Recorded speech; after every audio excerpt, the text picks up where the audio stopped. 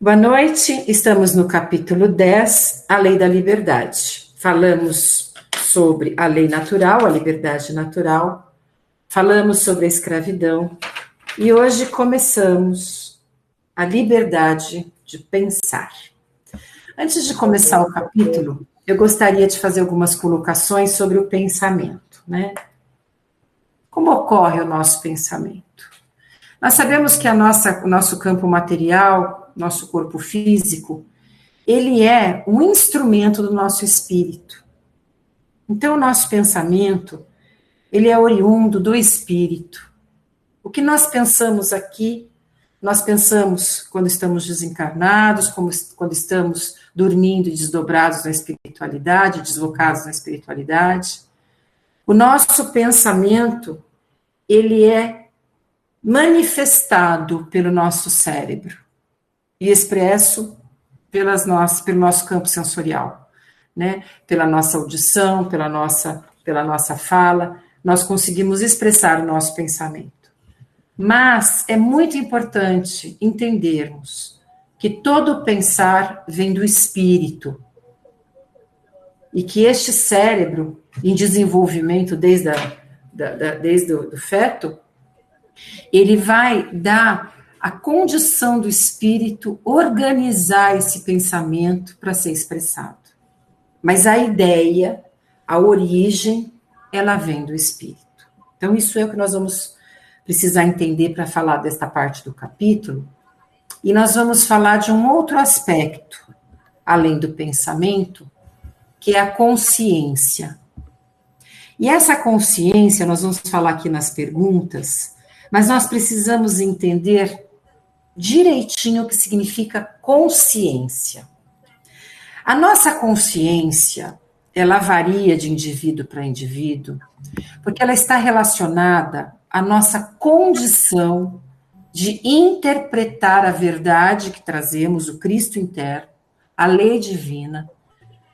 É a nossa condição, o nosso julgamento íntimo, é o nosso esclarecimento a respeito da verdade. A verdade é única, a verdade é todo o saber e toda a luz divina, e todos nós a temos no nosso íntimo. Todos nós carregamos a verdade absoluta dentro de nós, e é a nossa centelha sagrada, é o reflexo do divino em nós. E esta consciência, ao longo da nossa evolução, ao longo do nosso caminho, da nossa trajetória, ela vai sendo ampliada. Então, nós vemos que a consciência dos irmãos varia conforme a sua capacidade de compreender a verdade absoluta, a razão absoluta. Então, para alguns, nós falamos, ele não tem consciência do que ele está fazendo. Ele é ignorante perante a razão, porque o esclarecimento dele tem uma limitação maior do que outros irmãos, que já compreendem esta consciência, esta verdade interna, este clarão, esta luz interna. Então, nós vamos caminhando no desenvolvimento espiritual e nós vamos ampliando a nossa consciência, o correto, o errado, a ética, o nosso caráter íntimo, ele vai se lapidando. Vamos ficando mais próximos da centelha divina, vamos ficando mais próximos da verdade absoluta, e a nossa consciência se torna mais clara do certo e errado, porque a verdade já habita em nós de uma maneira muito mais clara.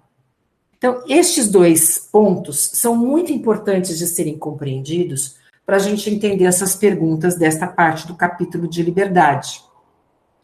Nós pensamos de maneiras diversas.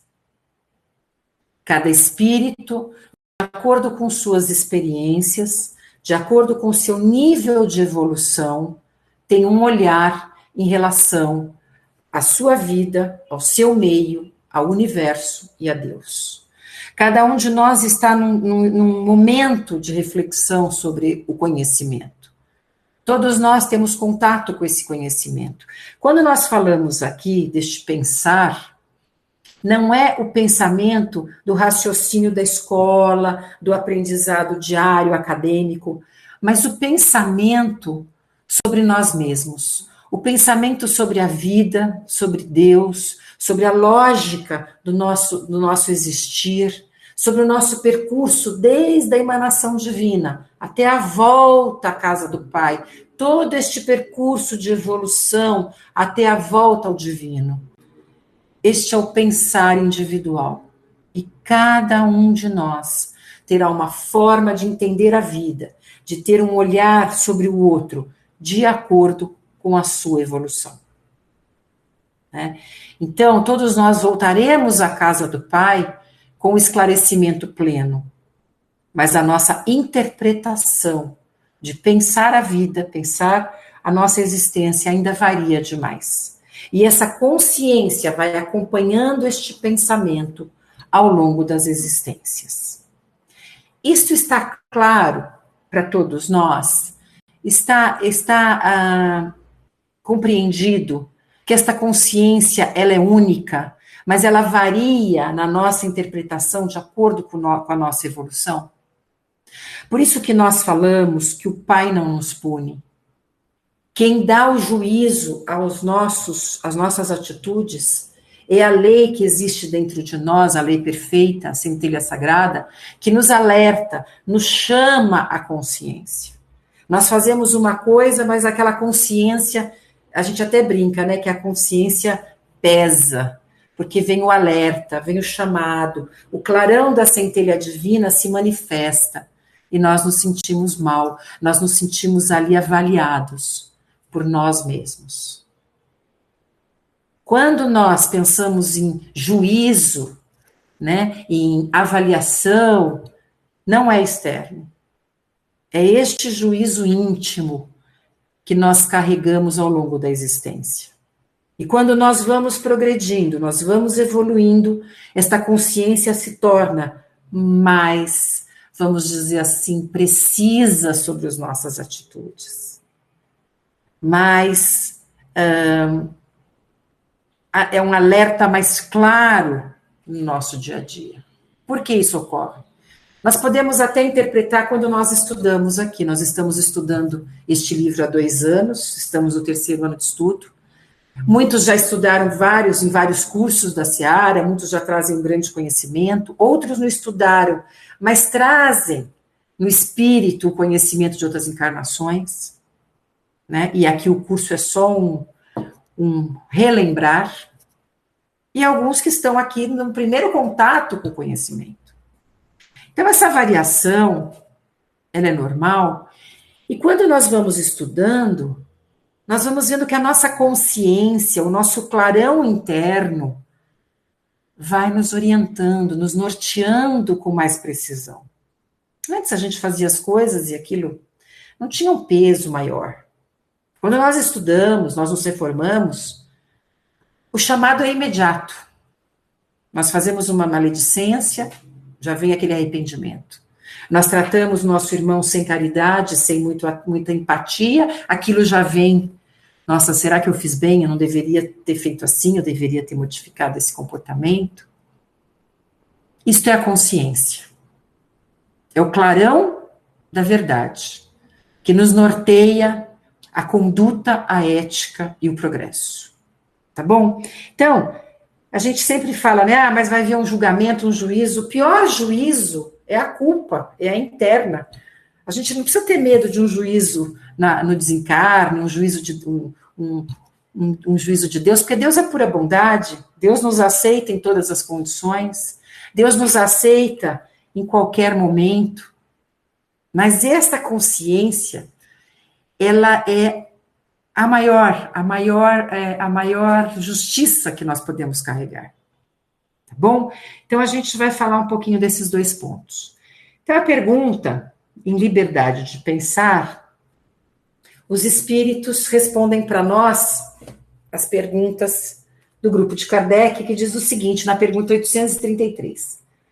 Haverá no homem alguma coisa que escape a todo constrangimento e pelo qual goze ele absoluta liberdade? Então, cada um de nós tem liberdade absoluta, né, para expressar o pensamento, para refletir e para trazer a este espírito pensante a sua ideia. Todos nós temos liberdade. Até Jesus nos dá um alerta, né? Jesus diz para nós, orai e vigiai. E esse orai, essa ligação, e esse vigiai é o nosso pensamento. Porque do pensamento surge a ação, surge o sentir e o agir. Tudo surge do pensamento, até o sentir ele surge do pensamento. Então o pensar, ele é infinito. Ele vai desde uma condição mais ínfima, a dificuldade do refletir, a dificuldade do compreender, até o espírito esclarecido, que tudo compreende e tudo interpreta. São estágios que nós vamos passando. E este pensar é livre. De acordo com a nossa condição de esclarecimento, esse pensar vai sendo mais elaborado, vai sendo mais analisado, vai sendo mais estruturado. Nós pensamos em bases de conhecimento. Mas todos nós temos a liberdade de pensar, né, como nós queremos. Nós podemos aqui, cada um de nós, interpretar um fato de uma maneira diversa. Esta é a liberdade que Deus deu ao espírito de refletir, pensar de acordo com a sua maturidade. Agir já tem uma limitação, porque as leis humanas já limitam o nosso agir, mas o pensar não. Esse pensar é íntimo, é nosso. E por isso que Jesus fala, vigiai. E vigiai o quê? É o nosso pensamento, né? Então, os espíritos respondem, no pensamento goza o homem de ilimitada liberdade, pois que não há como pôr-lhe peias. Peias é limites, né? Rédeas, limitações, punições. Pode-se lhe deter o voo e não aniquilá-lo. Ou seja, somos livres na nossa condição de pensar. Podemos não concordar com a forma que o nosso irmão pensa? Sim, porque cada um de nós traz uma experiência, cada um de nós traz um acesso à reflexão, independente da escolarização. Nós vemos tantos irmãos sem escolaridade, com pensamentos precisos sobre a ética, a conduta, sobre o infinito, sobre Deus, sobre si mesmo, sobre a sua prática diária na sociedade. Irmãos letrados com uma limitação profunda do pensar espiritual, da vazão do espírito. E o que difere isso? A condição desta centelha íntima, desta gotícula sagrada, estar expandida ou não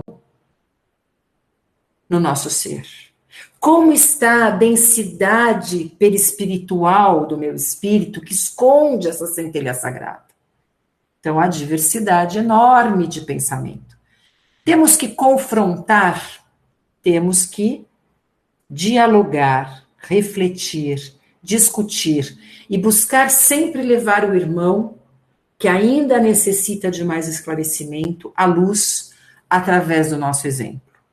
Impor um pensamento adianta, quando se trata de um pensamento maior, voltado à filosofia, ao pensar humano, à espiritualidade. Muitas vezes não. Somente a experiência da evolução, a experiência do encarne, do desencarne, do conhecimento é que vai trazer a esse irmão um esclarecimento. Nós estamos acostumados aqui na Terra a guerrear pelos pensamentos.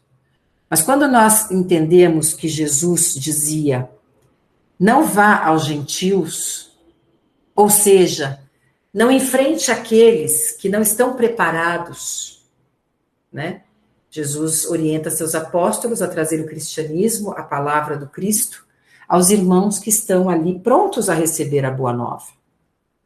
E nós devemos agir assim também. Nós temos muita dificuldade nesta prática, mas nós precisamos aprender que alguns irmãos não estão prontos para ter a mesma perspectiva que nós. Assim como muitos irmãos, os nossos mentores, por exemplo, a paciência que eles têm conosco quando se trata de pensar diferente. Nós estamos aqui, né, ainda tão tolhidos nas ilusões terrenas, e os mentores com uma outra percepção de mundo, irmãos com uma evolução maior, é tão claro para eles, para nós às vezes tão difícil compreender. Então, é nesta diversidade que nós evoluímos. Aprender com os irmãos mais esclarecidos e doar aos irmãos menos esclarecidos. Esta é a nossa obrigação. Mas nós guerreamos aqui, em todos os pensamentos, seja educacional, seja político, seja em relação a Deus, sejam as religiões que se antagonizam, né, de uma forma tão triste no nosso planeta. Nós não sabemos respeitar esta diversidade de pensamento. Então, os espíritos nos respondem. Ao ser é dada a liberdade ilimitada de pensar. Nós podemos pensar como nós quisermos. Agir, já vem a lei humana para nos dizer o que pode e o que não pode, mas eu posso pensar no meu íntimo o que eu quiser, né? Eu tenho esta condição de pensar. Só um minutinho que eu vou ligar aqui o...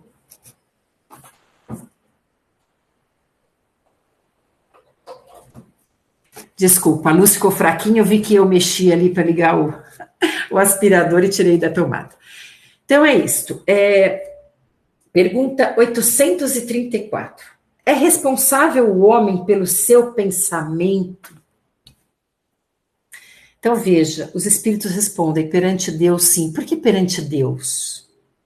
Será que Deus está observando todos os nossos pensamentos?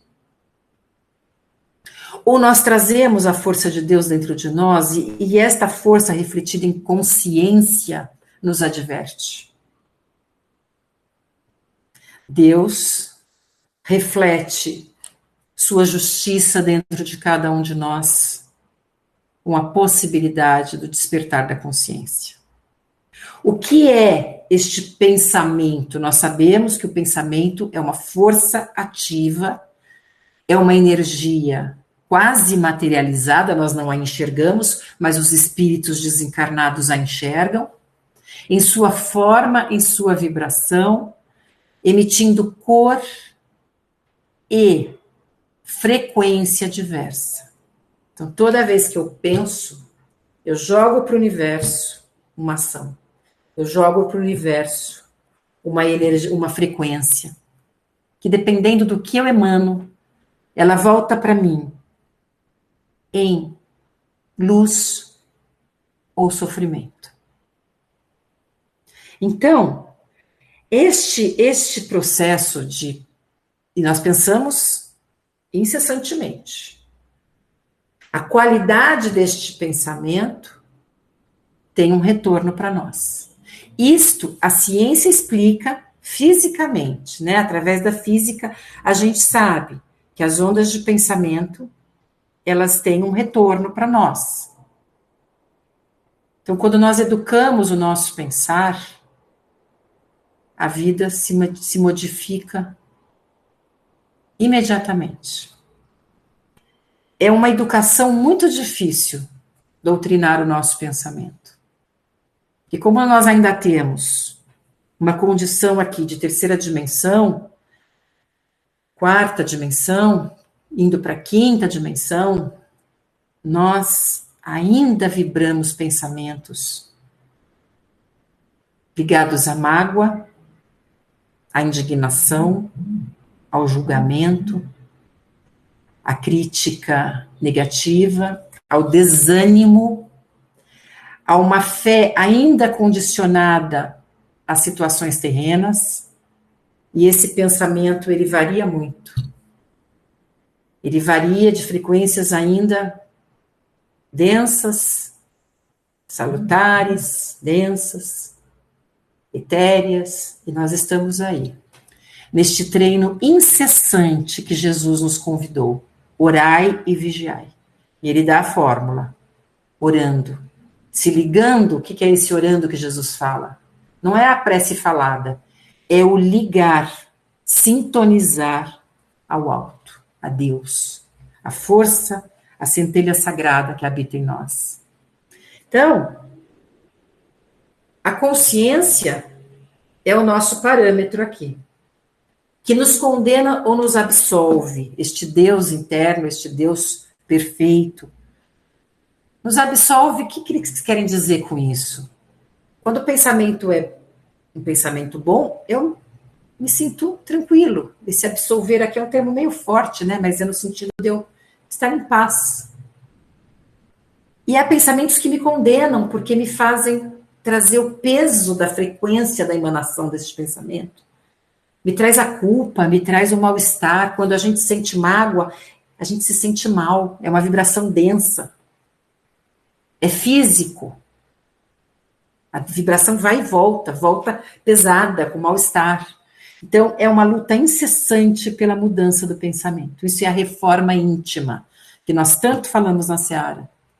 É a reforma íntima, é mudar essa frequência de pensamento.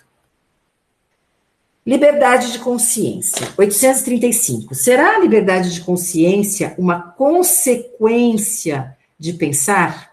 A consciência é um pensamento íntimo que pertence ao homem, como todos os outros pensamentos. Ou seja, se todos nós temos a centelha sagrada, todos nós desenvolveremos esta condição de consciência, né, como nós falamos. 836. Tem o homem direito de pôr embaraços à liberdade de consciência? Nós conseguimos isto? Nós conseguimos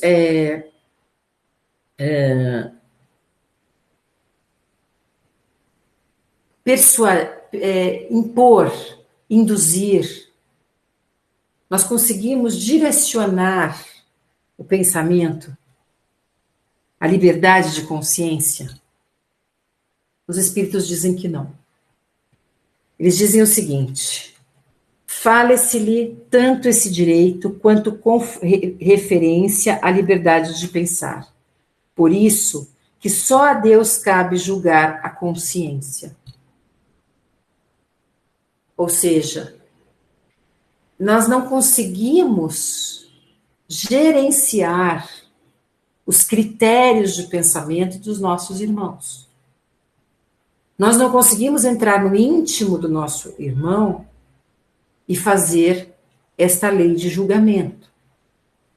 Isto é individual. Como a minha consciência trabalha, esse Deus interno trabalha, é individual. Né? Por isso que só a Deus cabe o de julgar a consciência, ou seja, só vamos conseguir saber como estamos em relação ao divino com o despertar da nossa consciência interna, que eu percebo que eu preciso modificar, melhorar. Né? Existem irmãos que não têm a menor consciência das suas atitudes, do seu pensamento. Agem com total naturalidade em coisas que para nós afronta qualquer ideia, qualquer... Né? Então, nós conseguimos entrar na mente do nosso irmão e transformar esta consciência, como nós estávamos falando, pelo nosso exemplo, pela nossa prece, pela nossa transformação, né? Assim como os homens, pelas suas leis, regulam as relações de homem para homem, Deus, pelas leis da natureza, regula as relações entre ele e o homem. Ou seja, este Deus maior, esta lei eterna que habita em nós, regula o nosso comportamento. Uma pessoa que tem uma consciência trabalhada, desenvolvida, ela tem como consequência atitudes nobres. Então, nós somos o quê? O nosso pensar e a nossa consciência, a nossa condição de acesso a esta perfeição interna que carregamos, que estamos aqui para descobri-la, para lapidá-la, essa pedra ainda bruta que nós estamos lapidando, que carrega toda a verdade e toda a justiça, tá? Só Deus conhece o nível de consciência de cada um de nós. Não é? Só o alto conhece, nós não conhecemos. Por mais que a gente julgue o semelhante, a gente consegue saber como ele pensa, como a consciência dele trabalha. Nós podemos ver as atitudes e compreender alguma coisa, mas nós temos no íntimo como esse irmão sofre com a sua consciência, ou como ele a autocobrança dele, a sua necessidade de transformação, ou o descaso total. Nós conseguimos entrar nesse irmão e avaliar relativamente. Só Deus sabe. Só a Deus é dada esta condição, né? Só a lei perfeita, só a força universal, e ela habita dentro de nós. Que é que resulta dos embaraços que se oponham à liberdade de consciência? Ou seja, quando eu tento impor, em desacordo com o que o meu irmão pensa, né? Sem respeitar a sua ideia, isto é justo? Esse irmão consegue assimilar, como nós estávamos falando? Por que Jesus falava em parábolas? Porque alguns irmãos não conseguiriam entender, e era proposital que eles não entendessem, porque aquela verdade era tão forte para eles que poderia desequilibrá-los. Imaginem os irmãos hebreus ali, recebendo toda a verdade de Jesus, sem nenhum filtro. Será que aqueles irmãos conseguiriam assimilar aquela ideia, aquela luz toda? A parábola era justamente para que aqueles que pudessem ver, vissem, aos que puderem ouvir, ouvirem, e os que puderem interpretar, interpretassem. Mal os apóstolos conseguiam fazer isto. Por isso que eles perguntavam a Jesus. Mas, mestre, como é isto? Eles perguntavam toda hora, indagavam as parábolas, porque eles também não compreendiam. Então, se a gente chegar e impor a verdade, que nós acreditamos ser a verdade, a nossa verdade, nós colocarmos a nossa ideia em todos os setores da sociedade, nós estamos respeitando o nosso semelhante? Então, a liberdade de consciência é um dos caracteres da verdadeira civilização e do progresso, né? Ele diz, constranger os irmãos a proceder em desacordo com o seu modo de pensar é fazer com que sejam hipócritas, forçar a fazer algo que não acredita. Nós sabemos que as leis humanas nos obrigam a fazer muitas coisas que nós, às vezes, não concordamos, não acreditamos. Para uma organização social, as leis existem, as leis humanas existem. Mas no meu pensamento íntimo, vamos dar a ideia da religião, por exemplo. É justo eu impor a minha religião ao meu semelhante? Não. Não é justo. Cada um de nós terá uma busca através de uma instrumentalização diferente. Somos kardecistas, temos o pensamento perfeito, melhor que o do nosso semelhante? Podemos achar que sim, por isso que estamos seguindo o kardecismo. Mas isso não significa que encontramos a luz mais rápido do que os nossos irmãos que estão no protestantismo, estão no catolicismo, estão nas religiões, na religião muçulmânica, no islamismo, no budismo. Então, é uma hipocrisia. Eu impor o que eu acredito e fazer com que meu irmão tenha que representar o que ele não acredita. Não é? 838. Será respeitável toda e qualquer crença, ainda quando notoriamente falsa, toda crença precisa ser respeitada, porque é a forma como aquele irmão manifesta o seu saber, o seu pensar. Nós sabemos que existe, no caso da religião, a religião e a espiritualidade. Religião não define espiritualidade. Espiritualidade é uma busca de reforma permanente da minha evolução.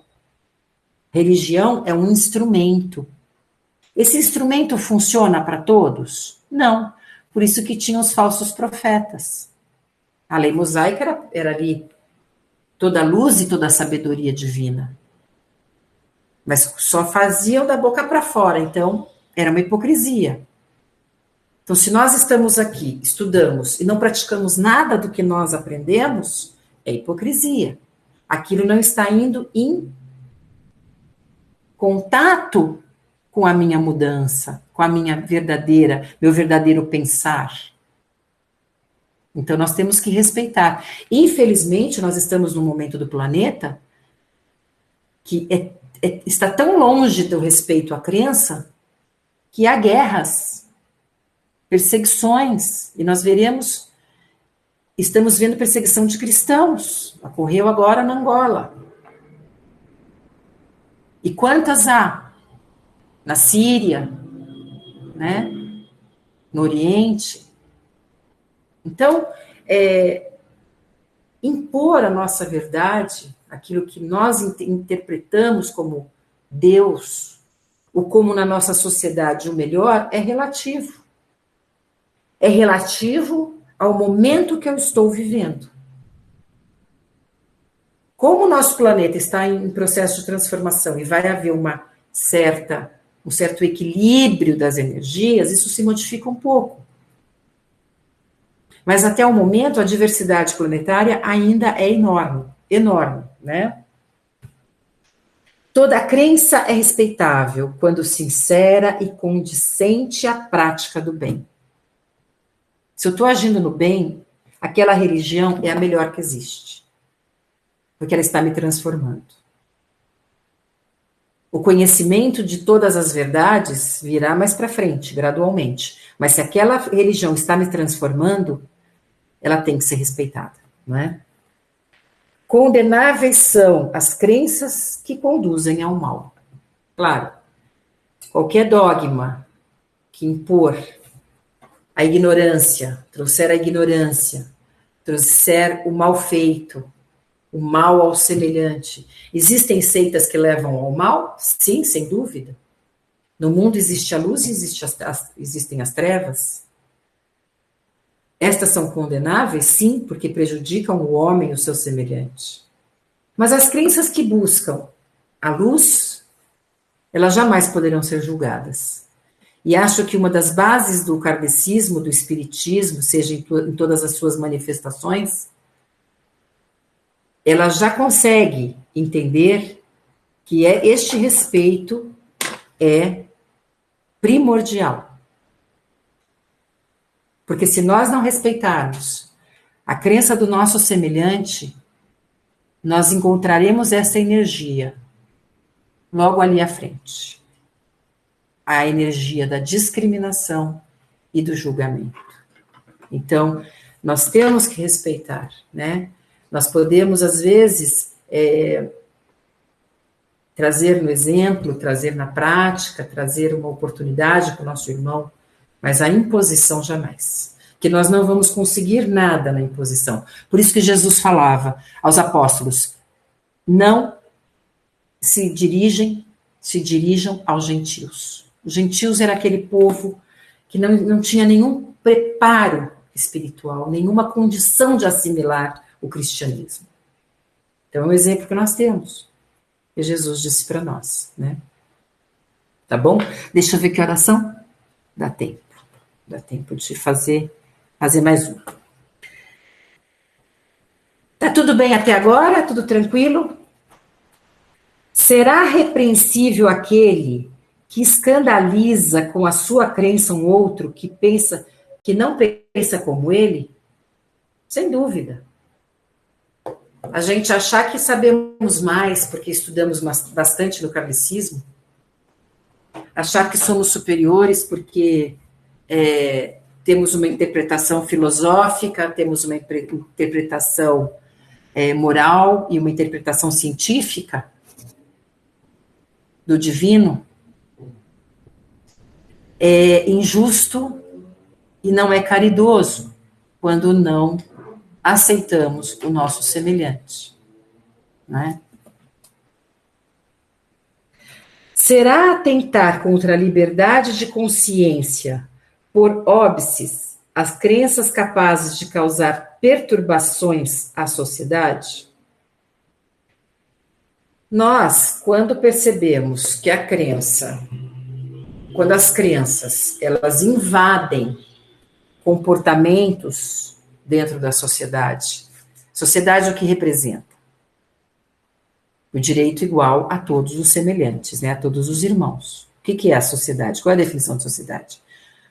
Uma vida em comum, leis a todos os irmãos, para que seja respeitada a liberdade de iniciativa, de pensar, de sentir, de agir, dentro de um bem comum, dentro de um